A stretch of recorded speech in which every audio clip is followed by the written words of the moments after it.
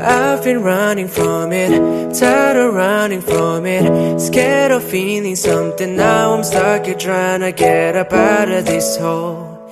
I try to be strong, I try to make you work, but I've been feeling too numb. Hello guys! Magandang araw sa inyo lahat. This is me, Mami Jen, my random stories, bangon, kwento ni Ika. Ako po si Ika, 28 years old lamang.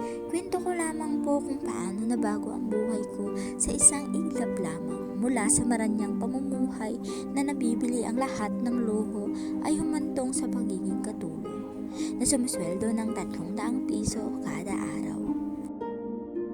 Dalaga pa lamang ako ay madiskarte na talaga ako at negosyante na kung ano-ano na nga ang pinasok kong negosyo para lang kumita ng pera.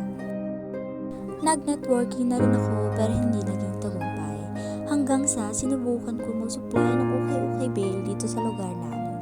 Nagsimula sa 5 sako ng bundle hanggang sa naging patok at lumakas.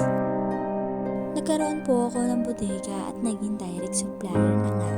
Maliban sa ukay-ukay ay nagkaroon din po ako ng 3 ibang negosyo. Pumatok talaga ng 1 taon na akala ko ay forever na.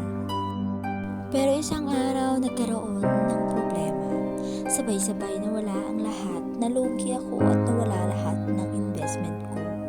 Mula sa kotse, alahas, bahay. To the point na mga appliances na napundar ko ay binenta ko na. Talagang walang-wala na kami. Na-scam pa nga ako. Sa balkonahe ng kapitbahay kami natutulog ng anak ko at dumating sa point na naglilinis na ako ng bakuran ng iba kapalit ng pambili ng bigas at sardinas.